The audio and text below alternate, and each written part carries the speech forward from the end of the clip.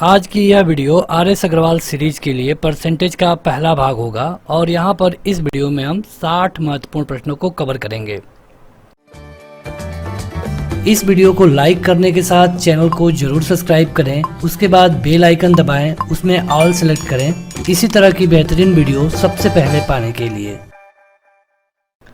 यह video RS. Agarwal के क्वेश्चनों के लिए होगी। यहाँ पे हम इसी बुक के 60 क्वेश्चनों को हल करके बताएंगे।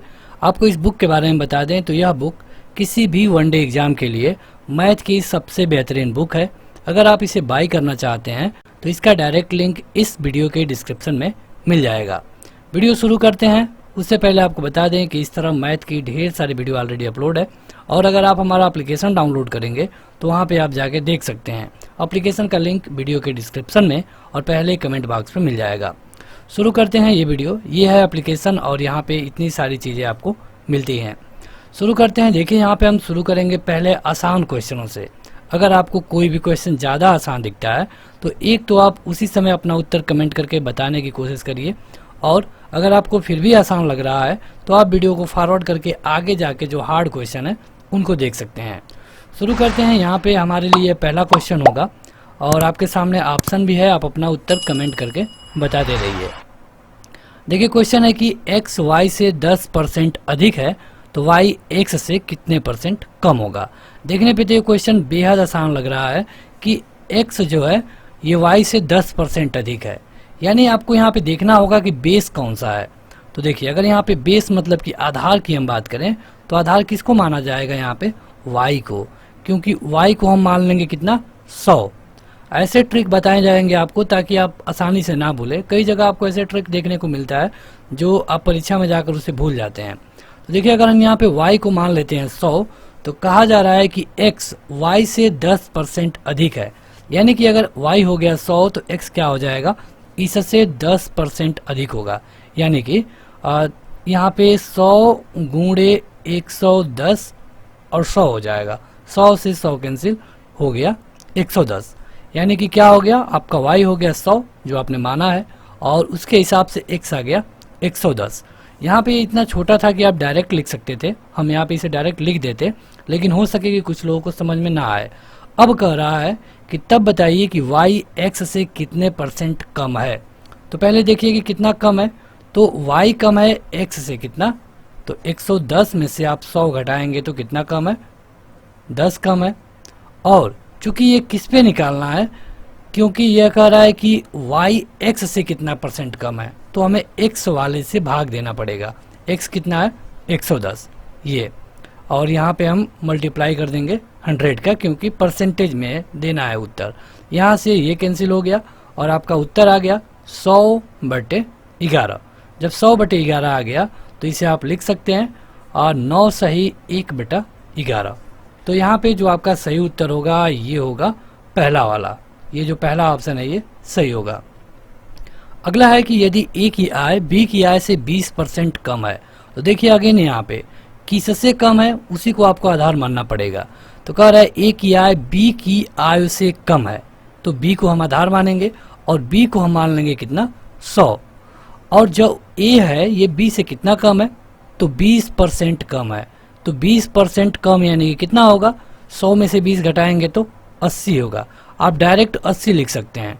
100 मानने का यही फायदा है।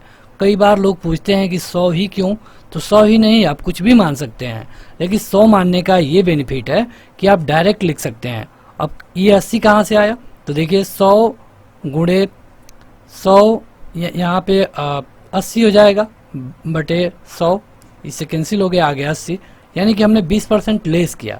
तो यहाँ पे आ गया B को मान लिया हमने 100 और A को मान लिया, A आ गया 80। अब कह रहा है कि A की आय B की आय A की आय से कितने परसेंट अधिक है। तो कितना अधिक है पहले तो ये देखिए, तो 100 में से 80 को घटाएंगे तो हो जाएगा 20, और किससे A की आय से, भाग किससे देना है A से, जिससे पूछा जाएगा उससे भाग देना होगा। तो A से पूछ रहा है तो A कितना है 80, और चूंकि परसेंटेज में उत्तर देना है इसलिए हम 100 से मल्टीप्लाई करेंगे। ये हो गया यहाँ पे 4 और इससे आप इसे कटा देंगे, हो जाएगा 25, यानी कि आपका ऑप्शन नंबर भी सही उत्तर होगा। आप अपना उत्तर कमेंट करके बताते रहिए तुरंत, और अगर आपको क्वेश्चन हार्ड चाहिए तो आप वीडियो को आगे फॉरवर्ड करके देखिए, वहाँ पे आपको हार्ड क्वेश्चन देखने को मिलेगा। ये सारे क्वेश्चन उसी बुक से हैं, आर.एस. अग्रवाल से, और अगर आप उसको बाई करना चाहते हैं तो डिस्क्रिप्शन में लिंक मिल जाएगा। अगला है कि ए की आय बी की आय से 25% कम है। ठीक, तो किससे कम है? बी की आय से, यानी कि हम बेस किसको मानेंगे? बी को, और बी का हम कितना मान लेंगे? 100। अब ए का कितना हो जाएगा? क्योंकि ये 25% कम है, यानी कि 75। डायरेक्ट आप लिखिए 75। अब कह रहा है कि बी की आय ए की आय से कितने % अधिक है, मतलब बी की आय कितनी अधिक है, तो कितनी अधिक है? 100 में से आप 75 घटा दीजिए, हो गया 25। 25 अधिक है ना, लेकिन भाग हम किससे देंगे? ए से, क्योंकि जिससे कहेगा यहाँ पे ए की आय से, इस से वाले शब्द को आप देखिए, उससे आपको भाग देना होगा, यानी कि आप 75 से भाग देंगे। चूँकि उत्तर हमको परसेंटेज में देना है, इसलिए हम 100 से गुणा कर देंगे। 25 तिया 75 हो गया, और इससे आप करेंगे तो आपका सही उत्तर होगा 33 सही 1/3%, ऑप्शन नंबर सी। अगला है कि ए की आय बी की आय से, देखिए ये सेम क्वेश्चन है और ये एसएससी 2010 में पूछा था, तो हम चाहेंगे कि आप इसे जरूर हल करिए सभी लोग। सबसे पहले यहाँ पे हम बी को मानेंगे, क्योंकि कह रहा है कि बी की आय से, तो बी को हम मान लिए। एक क्या हो जाएगा? 50% कम है, यानी कि ऑटोमेटिक 50 हो जाएगा। अब कह रहा है कि ए की आय और बी की आय ए की आय से कितने % अधिक है? 50 अधिक है, और किससे? ए की आय से, मतलब कि इससे 50/50 गुणे 100, यानी कि आपका क्या उत्तर होगा? 100, ऑप्शन नंबर सी। आगे बढ़ते हैं, कुछ नए तरह के क्वेश्चन, और ये भी एसएससी 2010 में पूछा गया था। कह रहा है कि ए का 60%, बी का 2/3 है, तो बताइए कि ए संबंधे बी की वैल्यू क्या होगी। ठीक है, तो यहाँ पे आप इसे हल कर सकते हैं। देखिए कह रहा है कि ए का 60%, 60% और परसेंट को अगर आप बटे में लिखेंगे तो 100 से भाग दे देंगे। कह रहा है कि बी का 3/4 है, तो ये तो आसान है बिल्कुल, आप इसे आसानी से कर सकते हैं। 20 से करिए तो 20 × 60 और 20 × 5 100। यहाँ इस 3 से ये वाला 3 कट गया, और यहाँ बच गया 5a, यहाँ नीचे ए होगा, इस तरह होगा, इस तरह। अब कह रहा है कि a/b बताइए, तो a/b हम यहाँ बता देंगे 5/4। ये वाला जिन लोगों का ऑप्शन नंबर डी आया है ये सही है। आगे बढ़ते हैं। अब ये क्वेश्चन बैंक पीयू में पूछा गया था 2010 में। तो ये क्वेश्चन है कि 740 का 35% एक संख्या से 34 अधिक है, उस संख्या का 2/5 कितना होगा। देखिए कह रहा है कि जब हम 740 का 35% निकालते हैं तो यह एक संख्या से 34 अधिक आता है। तो पहले हम इसका निकाल लेंगे कितना आता है। तो यहाँ से ये कैंसिल हो गया, 5 से 5 7 35 और 5 दूना के 10, और इससे हम इसको कटा देंगे। ये हो जाएगा आपका 37 हो गया। अब 37 यहाँ है और 7 यहाँ है, तो 7 7 49 4 और 7 3 21 4 25, ये हो गया 259। तो कह रहा है कि जो 259 आया है ना, यह एक संख्या से 34 अधिक है। मतलब ये जो आया है ये 34 अधिक है, यानी कि संख्या पता करने के लिए आपको इसमें से 34 घटाना पड़ेगा। घटाएंगे तो हो जाएगा 5, और यहाँ पे क्या होगा 2, और यहाँ पर भी 2। अब कह रहा है कि इस संख्या का 2/5 कितना होगा, मतलब जो यहाँ पे आया है उसका। तो 225 गुणे 2/5, तो 5 से आप इसे कटाएंगे तो क्या होगा, कटाइए, ये हो गया 5 चौको 20 और 5 या 25, ये हो गया 45, और 45 दूना के क्या हो जाएगा 90। यानी कि जिन लोगों का ऑप्शन बी वाला आया है ये सबका उत्तर सही है। बढ़ते हैं आगे। ये देखिए आसान क्वेश्चन है, और चाहेंगे कि सभी लोग अपना उत्तर कमेंट करके बताएं। सभी लोग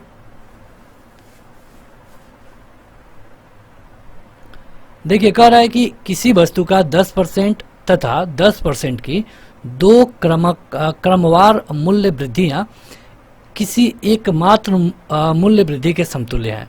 मतलब कि एक जो वस्तु थी, देखिए इसको हम आसान तरीके से आपको बता सकते हैं, लेकिन इसका पहले आपको अच्छे तरह इसको समझा दें। कह रहा है कि जब कोई एक वस्तु थी उस पे पहले 10% मूल्य बढ़ाया गया, फिर फिर दुकानदार को ये लगा कि नहीं, अभी इसका मूल्य और बढ़ाना चाहिए, तो फिर इसने इस पे 10% का मूल्य वृद्धि किया। अब पूछ रहा है कि अगर ये 2 बार ना बढ़ा करके एक ही बार बढ़ाया गया होता तो कितना बढ़ाना पड़ता। हो सकता है कि आप में से कई सारे लोगों का उत्तर 20 होगा, लेकिन ऐसा बिल्कुल नहीं है, बिल्कुल ऐसा नहीं है, क्योंकि इस तरह के क्वेश्चनों में आपको जल्दीबाजी करने की ज़रूरत नहीं है। इसके लिए एक डायरेक्ट फार्मूला भी आता है। वो वाला फार्मूला कुछ इस तरह का है, a + b + ab/100। जब भी इस तरह का बात आए कि मतलब कि दो क्रमवार छूट मिल रही हैं, मूल्य वृद्धि हो रही है, तो वहाँ पे आपको यही वाला फार्मूला लगाना है। हाँ, अगर कहेगा कि 2 क्रमवार छूट दी जा रही हैं, छूट, तो यहाँ पे आपको हर जगह माइनस करना पड़ेगा, और कहेगा कि वृद्धि हो रही है तो आपको माइनस नहीं करना होगा। तो यहाँ पे तो वृद्धि हो रही है, तो यहाँ पे हम करेंगे 10 + 10 और प्लस 10 × 10/10 100, क्योंकि ए और बी दोनों का मान 10 है, तो 10 10 हो गया 20, और ये 100 और ये 100 से हो गया कैंसिल, फिर भी हमको मिला 1, यानी 20 1 21। आपका सही उत्तर क्या होगा? 21। ये वाला ऑप्शन नंबर सी सही होगा। तो बढ़ते हैं आगे, अगला क्वेश्चन देखते हैं। ये क्वेश्चन है कि यदि किसी संख्या में 20% की वृद्धि की जाए, परिणामी संख्या में पुनः 20% की वृद्धि की जाए, तो कुल वृद्धि कितने % की होगी। देखिए, हमने पिछले वाले जो क्वेश्चन में बताया था फार्मूला, वही यहाँ पे लगेगा। जैसे कि अगर 2 बार वृद्धि हुई है ना, तो 2 बार के लिए वही वाला फार्मूला लगेगा, a + b और ab/100। यही वाला फार्मूला आपको लगाना है। तो यहाँ पे दोनों की मान a और b दोनों का मान 20 ही है, तो 20 और 20 + 20 × 20, और ये हो गया 100, ये हो गया 40, और यहाँ पे हो जाएगा 400, और 100 से घटा देंगे 4, यानी 40 और 4, यानी आपका उत्तर हो गया 44। जिन लोगों का ऑप्शन नंबर सी सही था, उनका उत्तर सही है। तो जहाँ पर भी वृद्धि, कमी और 2 की बात की जाए, मतलब 2 संख्याओं के बारे में, आपको यही वाला फार्मूला लगाना होगा।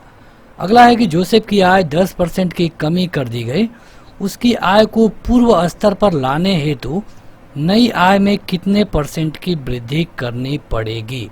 ये क्वेश्चन एसएससी परीक्षा 2010 में पूछा गया था। देखिए, यहाँ पे कह रहा है कि उसकी आय में 10% की कमी कर दी गई। पहले उसकी आय कितनी थी? 100 थी। अच्छे से देखिए, यहाँ पे इस तरह कई क्वेश्चन आएंगे। पहले उसकी आय कितनी थी? मान लिए हम कि 100 थी, बाद में 10% की कमी कर दी गई, यानी कि अब कितनी कमी कर दी, अब कितना हो गया होगा? 100 था और 10 की कमी हो गई, यानी कि अब कितना हो गया होगा? 90। तो कह रहा है कि फिर से उसे अपने पुराने स्तर पे लाना है, फिर से उसे 100 पे ला देना है। तो इस तरह के जहाँ पर भी क्वेश्चन आए कि मतलब चीनी का मूल्य 10% बढ़ गया, तो खपत में कितना कम कर दें कि फिर जो पैसा है वो उतना ही लगे, या फिर ये हो गया, इस तरह जो भी क्वेश्चन आए, इसको आपको इसी तरह लगाना होगा। जब पूर्व स्तर को लाना है, जब भी पहले वाली कंडीशन को लाना है, तो आपको फिर से इसे उल्टा लिखना होगा, यानी कि फिर से यहाँ लिख देना होगा 90, जो यहाँ पे था, यहाँ पे लिख देना होगा 100। क्या किया हमने? पहले जो 100 था, ये 10% कमी की गई, 90 हो गया, फिर से हमने इसको उल्टा करके यहाँ पे लिख दिया। अब ये देखिए, कितना बढ़ाना है? यहाँ पे 10 बढ़ाना है। कितना बढ़ाना है? 10 बढ़ाना है। 10 बढ़ाना है, कितने से बढ़ाना है? 90 से बढ़ाना है। तो 90 से यहाँ भाग दे दिए, और चूंकि उत्तर हमको परसेंटेज में देना है, तो हमें 100 से गुणा करना होगा।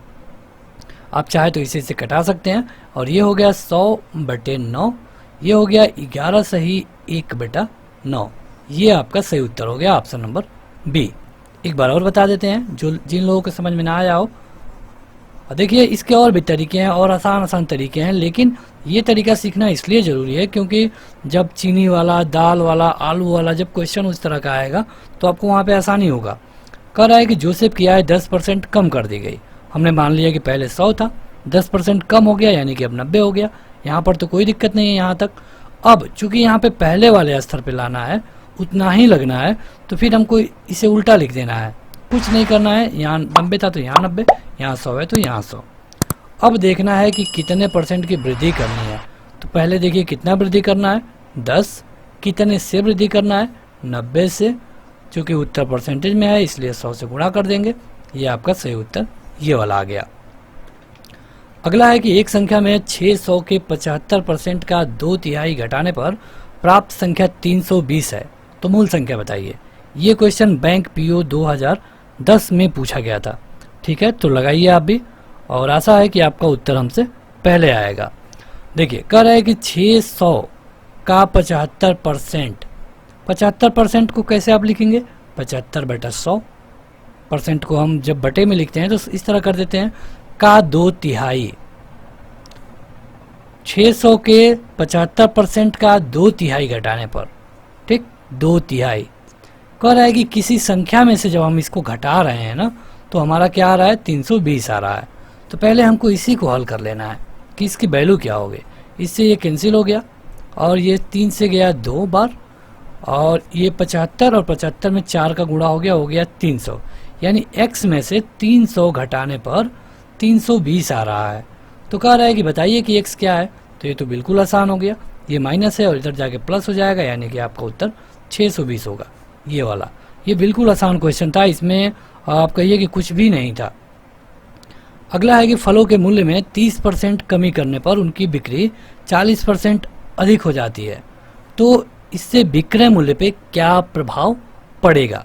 देखिए, ये वाला क्वेश्चन थोड़ा सा हटके है, लेकिन इसे आप देख लीजिए। ये क्वेश्चन है कि चीनी के भाव में, उस वाला क्वेश्चन को अभी देखेंगे, परेशान होने की जरूरत नहीं है।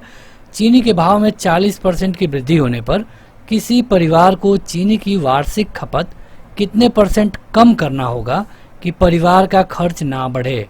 तो परिवार का खर्च ना बढ़े मतलब पहले ही इतना रहे, पहले परिवार जितना खर्च करता था उतना ही खर्च हो। तो अगेन वही वाला फार्मूला जो इसके पहले हम लगाए थे, यहाँ पे ये वाला फार्मूला यही लगाना है, क्योंकि यहाँ पे पूर्व स्तर लाना था पहले वाले के बराबर, और यहाँ पर भी कह रहा है कि पहले वाले के बराबर लाना है, मतलब कि उससे ज़्यादा कुछ ना हो। तो हम मान लेंगे 100, भाव कितना बढ़ गया है? 40 हो गया है, मतलब कि जब 100 रहेगा और भाव 40 बढ़ेगा यानी कि 140 हो जाएगा। चूँकि पहले वाले के बराबर ही लाना है, क्योंकि उससे ज़्यादा खर्च ना हो, इसको हम उल्टा लिख देंगे, 140 और यहाँ पे 100। अब देखना है कि ये कितना कम करना है, कितना कम करना है? 40 कम करना है। कितने से कम करना है? 140 से कम करना है, और उत्तर परसेंटेज में जाइए, इसलिए 100 से गुणा करिए, इससे ये कट गया, और यहाँ पे हो जाएगा 2 और 7, ये हो गया 200/7। अब जब आप इसे हल करेंगे तो आपका उत्तर 28/4 ये वाला उत्तर आएगा। तो ये आपका उत्तर सही है। देखिए, इस तरह के क्वेश्चनों में जो आपके विकल्प होते हैं काफ़ी कंफ्यूजिंग होते हैं, बस आपको नीचे 7 देखकर आप उत्तर बता ही नहीं पाएंगे, सबके नीचे 7 है। तो हल करिए, ऑप्शन नंबर बी नंबर सही होगा। अगला है कि 20% और 5% के 2 क्रमवार बट्टे किस एक बट्टे के समतुल्य हैं। देखिए, यहाँ पे ये क्वेश्चन सेम उसी तरह का है, a + b वाले का, a + b + ab/100, लेकिन यहाँ पे बट्टा है। बट्टा मतलब क्या होता है? डिस्काउंट। और डिस्काउंट की चाहे छूट की जहाँ पर बात आ जाए, वहाँ पे हमने आपको बताया था कि यहाँ पे माइनस करना पड़ेगा। तो देखते हैं माइनस करके। जैसे a के जगह पे हम 20 ना रख करके -20 रखेंगे, ठीक। फिर प्लस, चूँकि फार्मूला में है, b के जगह पे 5 ना लिख करके -5 लिखेंगे, और ये फार्मूला में है, तो यहाँ पे -20 गुणे -5/100। यहाँ पे हो जाएगा -20 -5, और ये हो जाएगा माइनस और माइनस का मल्टीप्लाई होके प्लस, और 20×5 100, 100 से कट गया, लेकिन हमको 1 दे गया। तो अब ऐड करिए, ये हो गया -25 और +1, यानी कि आपका हो गया -24। तो ये माइनस क्या दिखा रहा है कि ये एक डिस्काउंट है। क्या है? डिस्काउंट है, और आपका उत्तर हो गया 24। तो 24 होगा, यही आपका ऑप्शन नंबर सही होगा। एक क्वेश्चन को हमने छोड़ा था, उसको भी देख लेते हैं। देखिए, ये वाला क्वेश्चन है, ये बैंक पीओ में पूछा गया था, ये थोड़ा सा टफ है। कह रहा है कि फलों के मूल्य में 30% की कमी की गई है और उनकी बिक्री 40% अधिक हो जाती है। तो यहाँ पे देखिए, कहीं नहीं कहा गया है कि अब उतना ही खर्च करना पड़े या फिर पहले वाले स्तर आ जाए, ये नहीं कहा गया है। तो जब इस तरह की बात कही जाएगी तो यहाँ पे एक चीज़ आपको समझना होगा कि यहाँ पे एक्सपेंडिचर के बारे में नहीं कहा गया है, और जब पहले वाले के बारे में बात ना हो तो हम देखेंगे कि मूल्य में कितनी कमी की गई है, पहले 100 था, कमी कर दी गई 30 यानी कि हो गया 70। अब बिक्री को देखिए, बिक्री भी पहले 100 थी क्योंकि हम मान रहे हैं, लेकिन अब बिक्री कितना अधिक हो गई, 40% अधिक हो गई, यानी कि ये हो गया 140। समझ में तो आया होगा। देखिए उस क्वेश्चन और इस क्वेश्चन में डिफरेंस है, जहाँ पर ये कहेगा कि पहले वाले जैसे, पूर्व के जैसे, पूर्व स्तर पर या उतना ही खर्च करना पड़े, तो उस समय तो इसको हम उल्टा करके लिख देते थे। लेकिन जहाँ पे ये नहीं कहेगा कि पहले की तरह, तो वहाँ पे हम इसे उल्टा करके नहीं लिखेंगे। ये एक कन्फ्यूजन है। मतलब जब टोटल खर्च बराबर नहीं होगा तब आपको इस तरह लगाना है। अब देखिए इसे आप कटा सकते हैं, इससे ये कट गया और इससे ये कट गया, तो ये आपका अगर आप मल्टीप्लाई करेंगे तो 100 हो गया और ये हो गया 14 सत्ते 98। तो कह रहा है कि विक्रय मूल्य पे क्या प्रभाव पड़ेगा। तो क्या प्रभाव पड़ रहा है, ये कम हो जा रहा है। कितना कम हो रहा है, कितना कम हुआ है, 2 कम हुआ है। कितने से कम हुआ है, 100 से कम हुआ है। परसेंटेज में उत्तर चाहिए इसलिए 100 से गुणा कर देंगे, ये हो गया कैंसिल, यानी कि आपका उत्तर आ गया 2। तो ये 2 वृद्धि हुआ है या कमी हुई है, तो आप खुद देख लीजिए ये क्या हुआ है, 100 से 98 आ गया, यानी कि ये क्या हुआ है, कमी हुआ है। तो जिन लोगों को समझ में ना आया हो, इस वीडियो को थोड़ा सा पीछे करके आप फिर से देख लीजिए, समझ में आ जाएगा। बढ़ते हैं आगे। देखिए अगेन ये वाला क्वेश्चन आ गया और कह रहा है कि खर्च ना बढ़े, मतलब पहले जैसा ही खर्च रहे। तो जहाँ पे इस तरह का आएगा कि खर्च ना बढ़े, पहले जैसा रहे, तो वहाँ पे आपको उल्टा लिखना है। जैसे कि वस्तु के भाव में 20% की वृद्धि हुई है, पहले था 100, अब हो गया 120। तो कितना कम करें कि खर्च ना बढ़े, तो जब खर्च ना बढ़े तो इसको हम उल्टा लिख देंगे, 120 और 100। कितना कम करना है, 20। किससे कम करना है, 120 से। परसेंटेज में उत्तर चाहिए, 100 से गुणा करिए, ये हो गया 6 और इससे आप करेंगे तो ये हो गया 3 और ये 50। तो 50 में 3 से आप भाग दे दीजिए, तो ये 16, यानी कि 16 सही 2/3, ये आपका उत्तर होगा। समझ में आया होगा, जिनको समझ में ना आया हो। और यहाँ पे आप थोड़ा सा पीछे करके देख सकते हैं। जैसे यहाँ पे खर्च नहीं बढ़ने की बात की गई है, तो हमने इसको उल्टा लिख दिया है। ये 120 है और 100 हो गया है, यानी कि 20 कम हुआ है। कितने पर, तो 120 पर, 120 से हमने भाग दे दिया। परसेंटेज में उत्तर चाहिए, हमने 100 से गुणा कर दिया। ये आपका ऑप्शन नंबर भी सही हो गया। तो बढ़ते हैं आगे। ये क्वेश्चन एक नए तरह का क्वेश्चन है। यहाँ पे इस तरह के कई क्वेश्चन आपके परीक्षा में पूछे जाते हैं और ये भी क्वेश्चन एसएससी 2009 में पूछा गया था।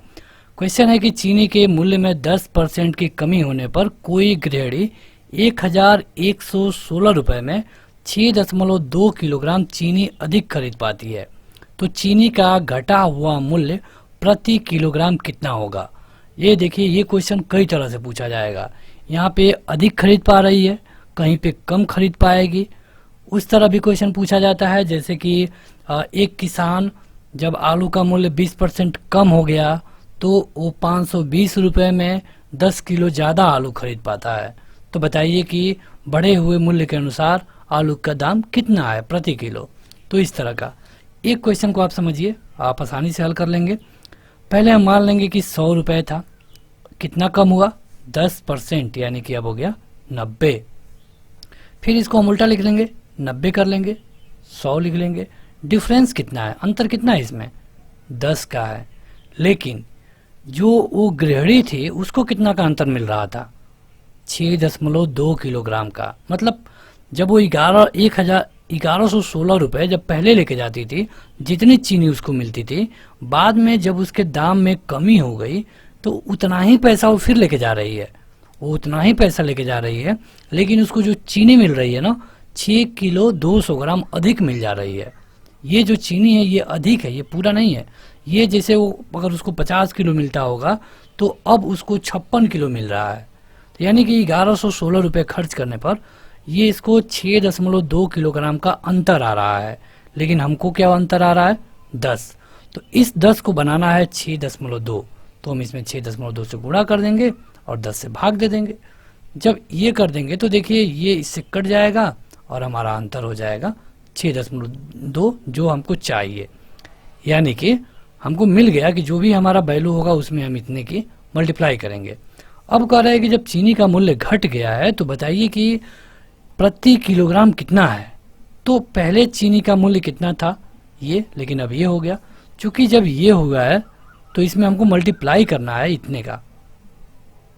अब चीनी का मूल्य इतना हो गया है, ठीक।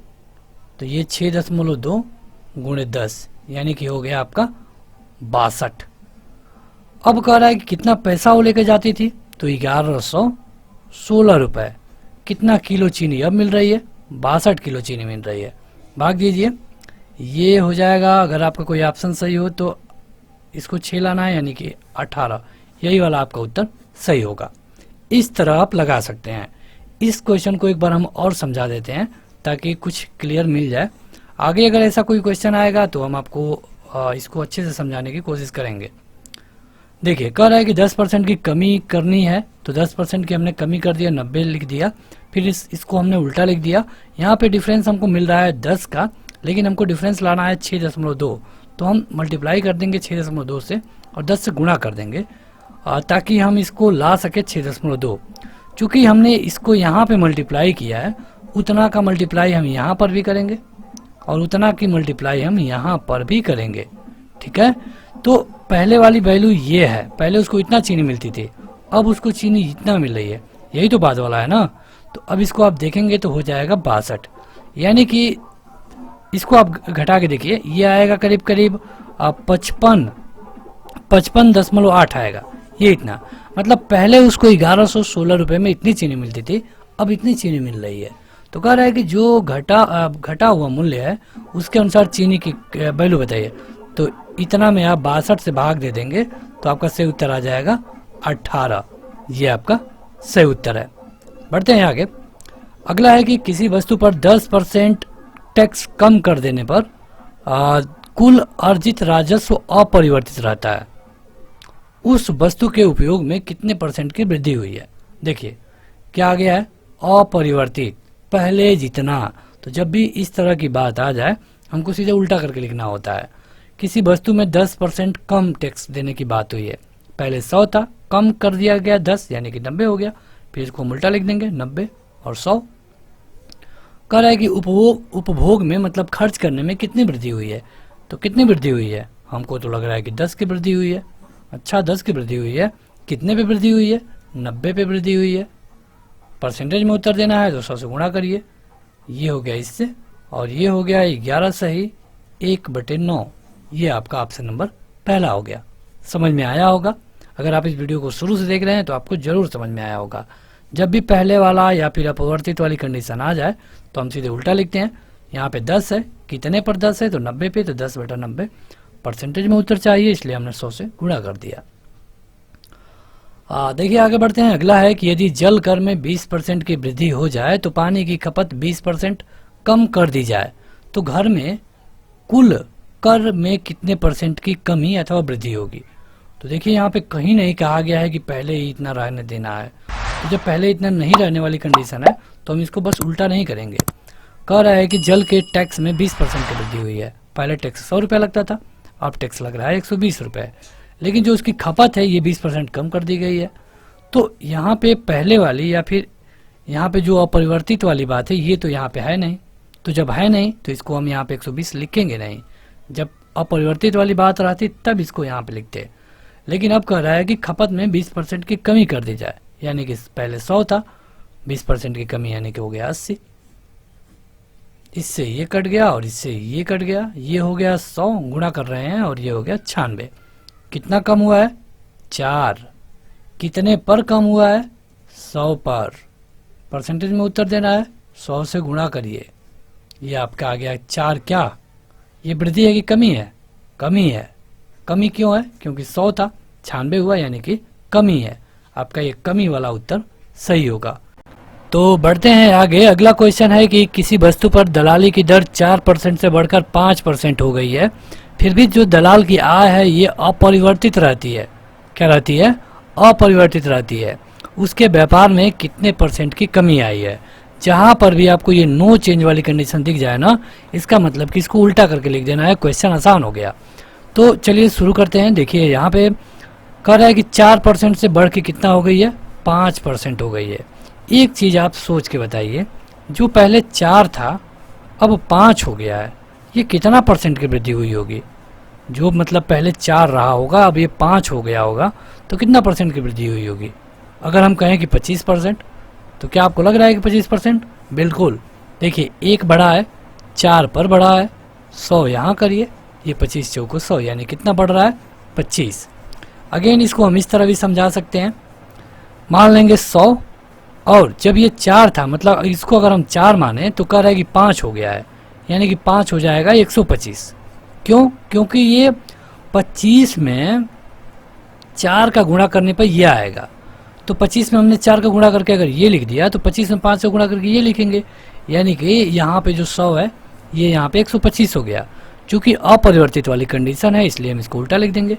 125 गुणे 100 कितना कम हो रहा है? 25 कम हो रहा है।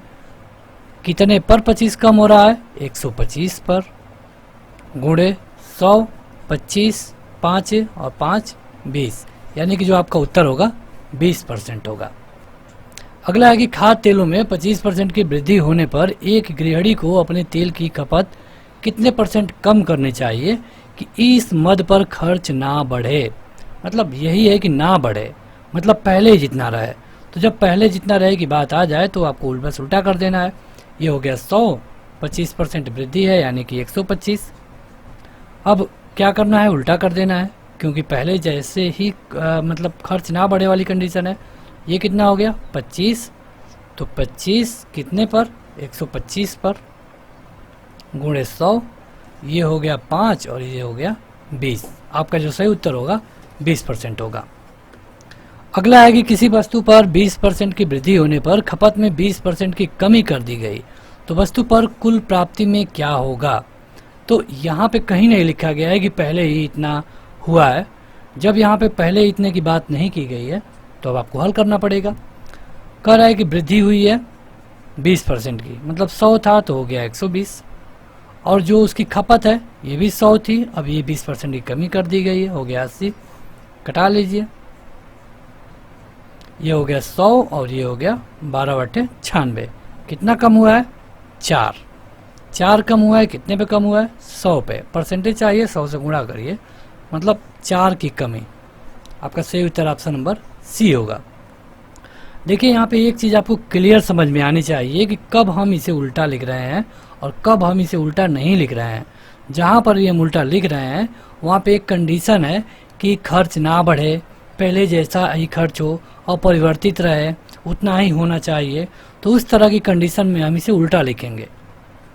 बढ़ते हैं आगे। ये क्वेश्चन बैंक पीओ में पूछा था, थोड़ा बड़ा क्वेश्चन है और 2010 में पूछा जा चुका है। एक दुकानदार 45 रुपये में एक कापी बेचता है तथा 4% का लाभ कमाता है। वह एक पेंसिल बॉक्स 80 रुपये में बेचता है तथा 20% का लाभ कमाता है। यदि वह प्रतिदिन 10 कापियाँ और 6 पेंसिल बॉक्स बेचे तो 2 सप्ताह में कितना धन कमाएगा? देखिए, क्वेश्चन अगर आप आसानी से हल करना चाहें तो वो भी हो सकता है, थोड़ा सा बड़ा होगा। तो चलिए देखते हैं, पहले वो कितना बेचेगा। तो एक दिन में वो बेच देता है 10 कापी, यानी कि 2 सप्ताह मतलब कि 14 दिन। 14 दिन में वो कितना बेच देगा? 10 गुणे 14 यानी कि 140। पेंसिल बेचता है 6, यानी कि 6 पेंसिल को 14 दिन में कितना बेच देगा? 84। इतना बेच देगा वो क्या? कापी, और इतना बेच देगा वो पेंसिल। अब देखिए, अगर आप 140 कापियों को देखें तो इन पर वो क्या कर रहा है? इनको कितने में बेच रहा है?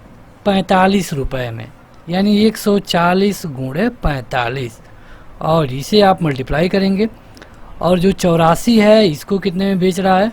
80 रुपये में बेचता है। 84 समान है और 80 रुपये पर का रेट है। तो मल्टीप्लाई करिए, ये हो जाएगा 14 54 को 56 और 6 7 6300, और ये 8 × 64 और ये हो जाएगा 67 20। ये इतना हो गया, ठीक है। जब ये इतना हो गया तो कह रहा है कि बताइए कि लाभ कितना हुआ। तो देखिए, इस पे वो कमा रहा है 4%, यानी कि 6300 जो रुपया है इस पे वो कमाएगा 4%। और इसके अलावा जो 6720 रुपया है इस पे वो कमाएगा 20%। इन दोनों को निकाल करके आप ऐड कर देंगे, आपका उत्तर आ जाएगा। तो आप हल करिए और हो सकता है कि आपका उत्तर आप में से कई सारे लोगों का आ भी गया हो। चलिए बढ़ते हैं आगे बढ़ते हैं। तो अगला है कि अमन का खर्च बिमल के खर्च से 30% अधिक है, बिमल का खर्च रमन के खर्च से 10% कम है। यदि तीनों के खर्च का योग 6,447 रुपये है तो बताइए कि अमन का खर्च कितना होगा। ठीक है, तो यहाँ पे थोड़ा सा ये बड़ा क्वेश्चन है और देखते हैं कि इसका उत्तर क्या होगा। अमन का खर्च है वो बिमल के खर्च से 30% अधिक है, और जो बिमल का खर्च है ना रमन के खर्च से 10% कम है। तो इसमें आप आधार किसको मानेंगे, कौन है जो जिसके बारे में दिया गया है, तो रमन के बारे में दिया गया है, रमन का हम मान लेंगे 100।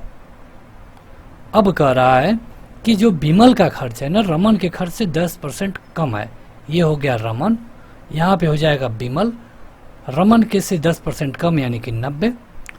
कह रहा है कि जो अमन का खर्च है बिमल के खर्च से 30% अधिक है, यानी जो अमन का है ना इससे 30% अधिक है, इससे नहीं, इससे 30%।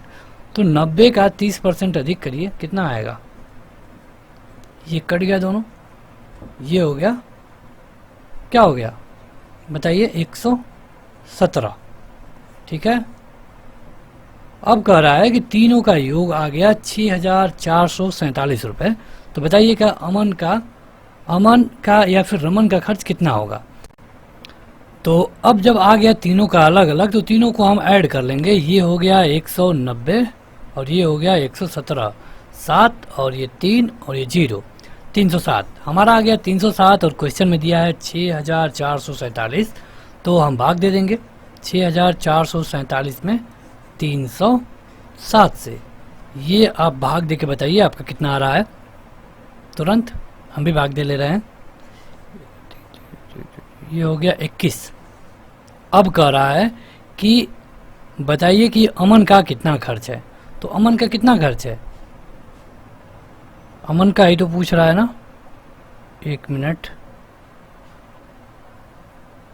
यहाँ पे थोड़ी सी मिसटाइपिंग है ना इसीलिए प्रॉब्लम हो रही है। हाँ, अमन का ही पूछ रहा है, अमन का है 117 और आप इसमें मल्टीप्लाई कर दीजिए 21 का, ये हो गया 2457।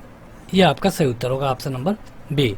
मतलब तरीका आपने देख लिया ना, यहाँ पे हमने जो अंतिम में है उसको पहले मान लेना है, उससे रिलेट करके बिमल का दिया है, ये इसका आ गया, इससे रिलेट करके इसका दिया है तो हमने इससे निकाल लिया, तीनों को ऐड कर दिया, इसमें भाग दे दिया, जो भी आया आ गया।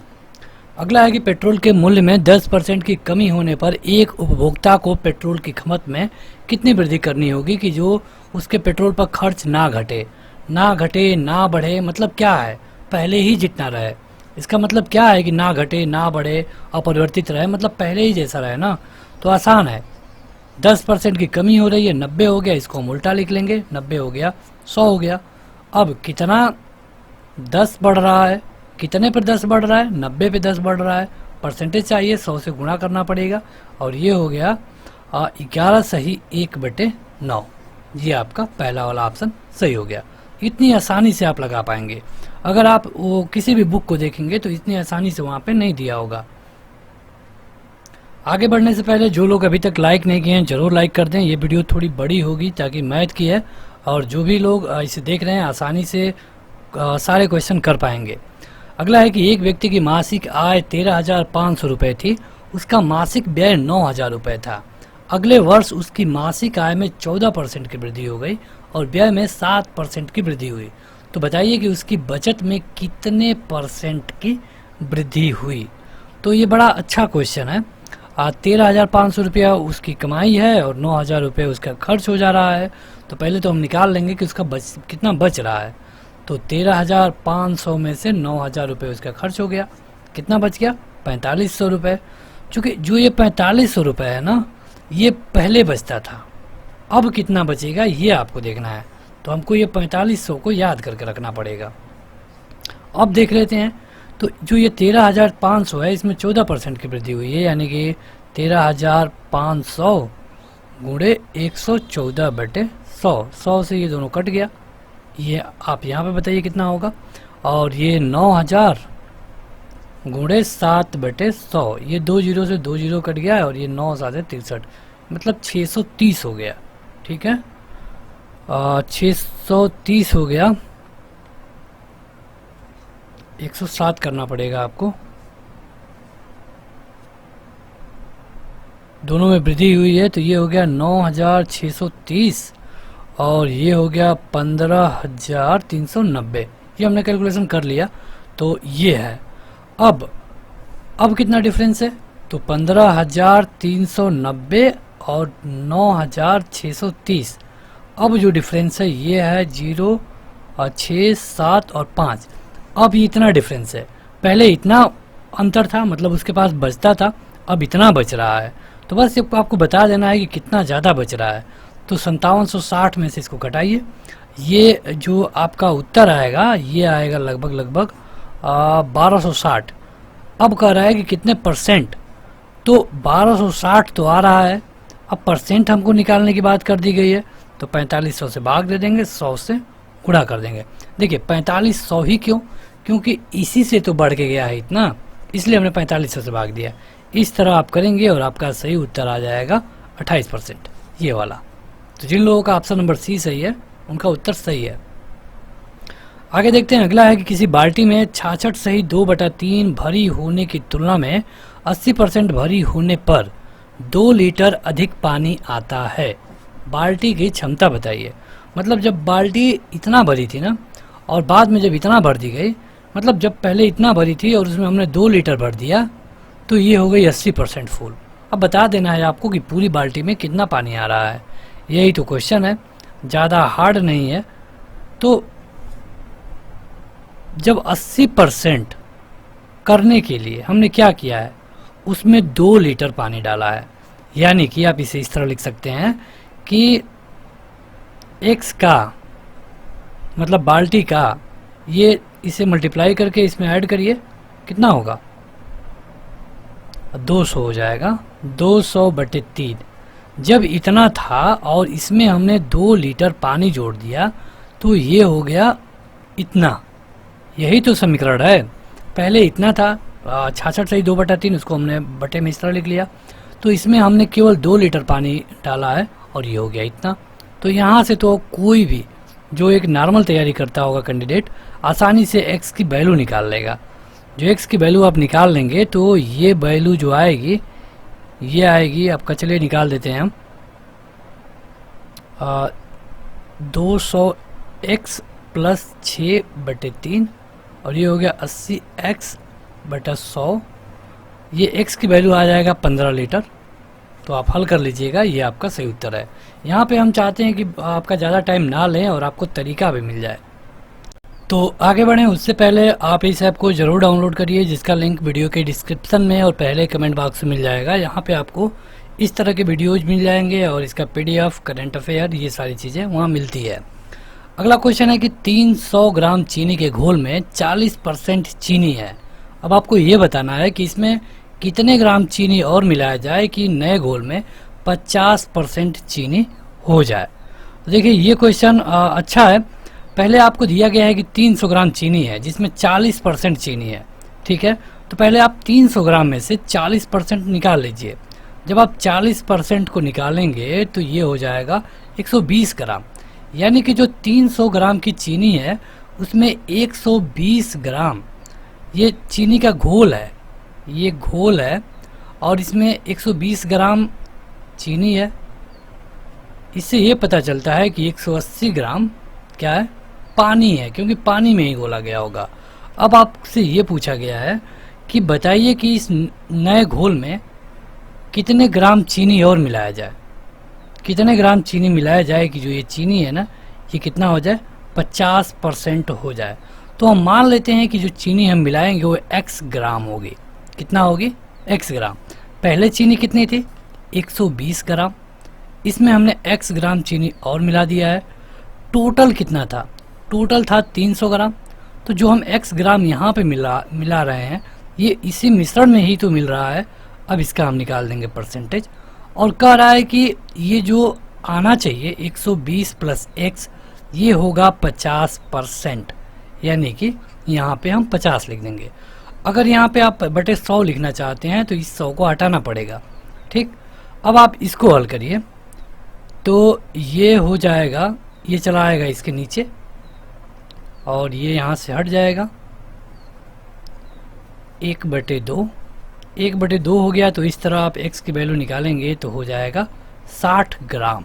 यानी कि जो अब चीनी मिलानी है ये 60 ग्राम मिलानी है, यानी कि जो अब घोल होगा ये 360 ग्राम का हो जाएगा। इस तरह कई क्वेश्चन थे, इनमें से हमने एक क्वेश्चन को लिया है। एक ही तरह के कई क्वेश्चन कराने का कोई मतलब नहीं है।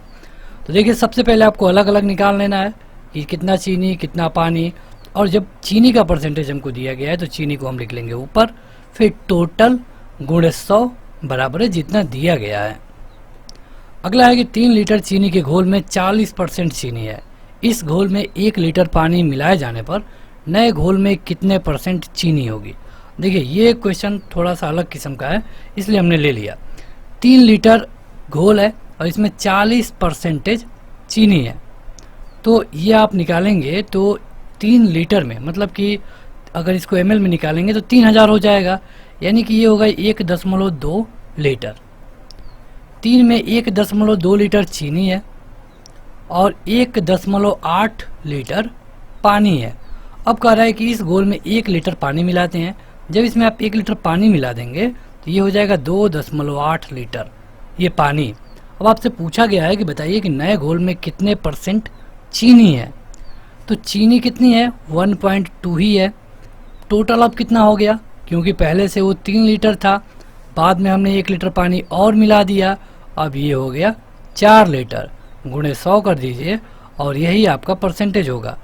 तो इसको आप हल करेंगे तो ये आएगा आपका सही उत्तर 30%। ये वाला ऑप्शन सही है। अगला है कि देखिए, ये सेम उसी तरह का क्वेश्चन है। पानी, चीनी और पानी के 12 लीटर के घोल में 4% चीनी है, 4%। घोल को गर्म करके वाष्प के द्वारा 2 लीटर पानी उड़ा दिया जाता है। पिछले क्वेश्चन में पानी को मिलाया गया था, इस क्वेश्चन में पानी को उड़ाया गया है। तो बताइए कि शेष घोल में कितने परसेंट चीनी है। अगेन ये क्वेश्चन उसी तरह है। 12 लीटर में 4% चीनी है, कितना हो गया, ये 12 चौक 48 और ये होगा 0.48 लीटर। ठीक, अब जब 12 लीटर में इतनी चीनी हो गई तो पानी कितना हो गया, पानी हो गया 11.52 लीटर। अब 11.52 लीटर में से कह रहा है कि 2 लीटर इसमें से जो पानी है ये उड़ गया। तो जब ये पानी उड़ गया तो इसको लगभग में अगर आप लेंगे तो ये हो गया 10। अगर इसमें से 2 माइनस करेंगे आप तो लगभग 10 होगा, क्योंकि हम लगभग में ले रहे हैं ताकि ये आसानी से हल हो पाए। तो जब ये 10 होगा तो इसका भी परसेंटेज हम उसी तरह निकालेंगे, 10 गुणे 100 यानी कि 4.8। ये आपका सही उत्तर होगा। तो बढ़ते हैं आगे। ये वही वाला क्वेश्चन है, मिश्रण वाला है, तो इसको छोड़ देते हैं। देखिए, ये क्वेश्चन सोने तथा चांदी में 50 ग्राम मिश्र धातु में भार के रूप में 80% सोना है। मतलब कि 50% है जिसमें सोना और चांदी दोनों है। कितना है, 50 ग्राम। इसमें 80% सोना है, 80% सोना, यानी 50 ग्राम टोटल में से जो 40 ग्राम है ये केवल गोल्ड है। ठीक है, इतना तो समझ में आया ही होगा। अब कह रहा है कि इस धातु में कितना सोना मिलाया जाए कि मिश्र धातु में 95% सोना हो जाए। तो सोने को बात कर रहा है और सोने को ही मिलाना है। तो हम मान लेंगे कि जो हम सोना मिला रहे हैं ये x ग्राम है। तो पहले हमारे पास सोना कितना था, 40 ग्राम। तो 40 में प्लस x। पहले हमारे पास टोटल मिश्रण कितना था, 50 ग्राम, लेकिन हमने मिला दिया है x, तो x लिख देंगे। अब कह रहा है कि कितना मिलाना है कि ये 95 हो जाए। ठीक है, तो यहाँ करिए गुणे 100 और यहाँ कर दीजिए 95। जो रूल है वो हम आपको बता रहे हैं। ठीक है, तो इस तरह जो आपका उत्तर आएगा, x की वैल्यू आएगी, ये आपका सही उत्तर होगा। आप हल कर लीजिएगा। अगला है कि सेब के मूल्य में 25% की कमी होने पर एक ग्राहक को 240 रुपये में 2 किलोग्राम अधिक सेब मिलते हैं। घटा हुआ मूल्य प्रति किलोग्राम कितना होगा। इस तरह का क्वेश्चन हमने आगे कराया है। अगर आपको याद हो 1116 वाला जो क्वेश्चन था। तो चलिए फिर से हल करते हैं। कह रहा है कि 25% की कमी होने पर, मतलब जब सेव के मूल्य में 25% की कमी हो गई तो ग्राहक पहले 240 रुपये लेकर जाता था, आज भी 240 रुपये लेकर गया है, लेकिन आज चूँकि मूल्य कम हो गया है इसलिए 2 किलो ज़्यादा सेव मिल गए। कितना सेव मिला ये नहीं पता है, लेकिन 2 किलो ज़्यादा सेव मिल गया। तो इसको हम उसी तरह हल करेंगे। 100 25% कमी यानी कि 75, यहाँ पे 75 और फिर लिख देंगे 100। केवल हमने उल्टा किया है क्योंकि पैसा तो उतना ही वो लेके जा रहा है जितना पहले लेके जाता था। यहाँ पे डिफरेंस है कि 25 किलो उसको अधिक मिलना चाहिए, लेकिन यहाँ पे कहा जा रहा है कि नहीं 2 किलो अधिक मिलना चाहिए। तो इस 25 को 2 बनाना है तो इसे हम 2/25 से गुणा कर देंगे। जब हम यहाँ पे 2/25 से गुणा करेंगे तो यहाँ पर भी 2/25 से गुणा करेंगे और यहाँ पर भी 2/25 से गुणा करेंगे ताकि मान में कोई अंतर ना आए। ठीक है, एक तरीका है, तरीका आप सीख लीजिए, आसानी होगी आपको हमेशा। तो कह रहा है कि घटा हुआ मूल्य प्रति किलोग्राम कितना है।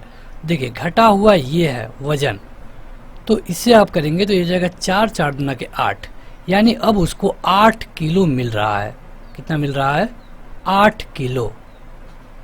8 किलो मिल रहा है और कितने रुपए में? कितने रुपए में? 240 रुपए में।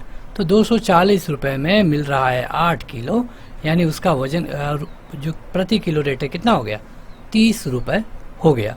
देखिए अगर यहीं पे क्वेश्चन ये पूछ लेता कि बताइए कि पहले जब मूल्य नहीं घटा था तब कितने रुपए किलोग्राम वो सेव मिल रहा था, तो पहले वाला मूल्य ये है, यहाँ से आप घटा लेंगे 6 हो गया और 6 में 240 का भाग देंगे तो ये हो गया 40, यानी पहले वही वाले सेव 40 रुपये किलो मिलते थे, तब हमें 6 किलो मिलता था।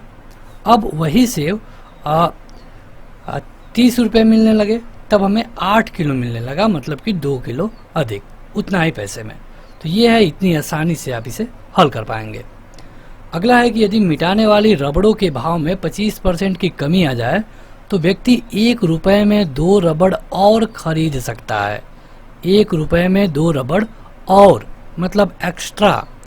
तो अब बताइए कि 1 रुपये में प्राप्त रबड़ों की संख्या कितनी होगी, मतलब वो 1 रुपये लेकर ही जा रहा है। अब बताना है आपको कि अब 1 रुपये में कितने रबड़ उसको मिलेंगे। अब देखिए पहले 100 था, 25% कमी हो गई, 75 हो गया। अब ये 75 लिख देंगे, इसे 100 लिख देंगे, यहाँ पे बड़ा है 25, चूँकि हमको इसे करना पड़ेगा कितना, 2 रबड़ अधिक, यानी कि 2 होना चाहिए, यानी कि 2/25 कर देंगे। यहाँ पर हम 2/25 करेंगे ताकि मान में कोई अंतर ना आए, यहाँ पर भी 2/25 करेंगे ताकि मान में कोई अंतर ना आए। अब देखिए यहाँ पे जब आप कर देंगे तो ये हो गया 4 4 दूना के 8।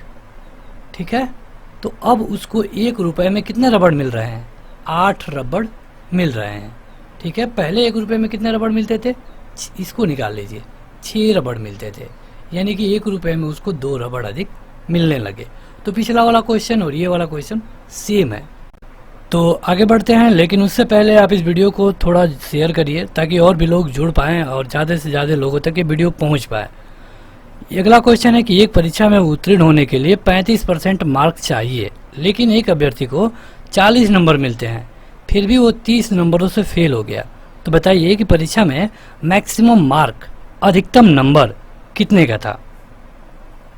यह आपसे पूछा गया है, आसान क्वेश्चन है और सभी लोग इसका उत्तर कमेंट करके ज़रूर बताएं। देखिए वहाँ पे 35% नंबर आना जरूरी है।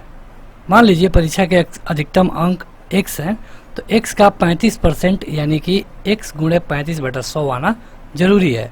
लेकिन एक अभ्यर्थी को 40 नंबर मिला, लेकिन वो फेल हो गया। कितने नंबरों से? 30 नंबरों से। यानी कि अगर जो एग्जामिनर है उसके नंबर में, जो कि पहले 40 थे, जोड़ देता 30 नंबर, तब वो फेल नहीं होता। इतना बात समझ में आ गया? जब उसको 40 नंबर मिले थे तो वो 30 नंबर से फेल हो गया, यानी कि अगर एग्जामिनर उसको और 30 नंबर दे देता तो वो फेल नहीं होता। ठीक है, तो हमने इसको 30 नंबर दे दिया, ले लो 30 नंबर, तुम पास हो जाओ। तो यहाँ पे 40 में 30 हमने जोड़ दिया और यहाँ पे हमने ये किया है कि x का 35%, तो अब x को यहीं रहने देंगे, ये हो गया 40 30 70 और ये 100 इधर भाग है तो इधर जाके हो जाएगा गुणा, और नीचे ये 35 का गुणा है तो नीचे जाके ये इस तरह हो जाएगा। अब यहाँ पे 2 होगा और 100 में 2 का गुणा करेंगे तो 200 हो जाएगा। यही आपका उत्तर होगा ऑप्शन नंबर सी। ये बैंक पीओ में क्वेश्चन पूछा गया था। आगे बढ़ते हैं तो अगला है कि किसी परीक्षा में उत्तीर्णांक मतलब उत्तीर्ण होने के लिए अंक 40% चाहिए। एक विद्यार्थी 185 नंबर पा गया और 15 नंबरों से फेल हो गया, तो बताइए कि परीक्षा में अधिकतम अंक कितने का है। अगेन सेम क्वेश्चन है ये और वो सेम क्वेश्चन है। मान लेंगे कि अधिकतम नंबर है x में कम से कम अगर आपका 40 आ गया तो हो जाएंगे आप पास। लेकिन उस विद्यार्थी ने पाया था 185 नंबर, लेकिन वो बेचारा फेल हुआ 15 नंबरों से, तो हम उसे 15 नंबर दे देंगे ताकि वो पास हो जाए। अब जब हम 15 दे देंगे तो ये हो जाएगा 200। अब यहाँ पे x की मान हम निकालेंगे तो 200 गुणे 100 बटे 40, ये हो गया 5 और 5 का 100 में गुणा करेंगे हो जाएगा 500, यानी कि वो परीक्षा 500 नंबरों का था। कहीं पर कोई दिक्कत हो रही है? बिल्कुल नहीं। अगला देखते हैं, किसी परीक्षा में ए तथा बी क्रमशः मतलब कि ए का 60 और बी का 30 अंक पाते हैं। इनके प्राप्तांकों का योग 783 है, तो परीक्षा में कितना पूर्णांक था। देखिए यहाँ पे थोड़ा सा क्वेश्चन को बड़ा करने की कोशिश की गई है, लेकिन बड़ा नहीं है। कह रहा है कि जो पूर्णांक था ना उसका 60% पहला वाला पा गया, मतलब 60 बटे 100, और दूसरा वाला था ना इसी का 30% पा गया, और दोनों का मिला करके हो गया 783। तो ये एक समीकरण बन गया। कहिए तो इसे हम और आसान कर दें। और आसान करना है तो इसे 60x लिखिए प्लस 30x लिखिए, ठीक। और ये दोनों 100 है तो इसे आप इधर लेते आइए। ये हो गया 90x, ये हो गया 78300। अब यहाँ से x की वैल्यू आप निकाल लीजिए, यही आपका सही उत्तर होगा। इसमें कहीं पर भी कंफ्यूज होने की ज़रूरत नहीं है। अगला है कि किसी परीक्षा में ए तथा बी, ये अगेन वही क्वेश्चन है, किसी परीक्षा में 5% अभ्यर्थी अयोग्य घोषित हुए। योग्य अभ्यर्थियों में से 85% अभ्यर्थी सामान्य वर्ग के थे। यदि 4275 योग्य अभ्यर्थी अन्य वर्गों से हो तो कुल कितने अभ्यर्थियों ने आवेदन किया। ये क्वेश्चन रेलवे में पूछा गया था 2009 में।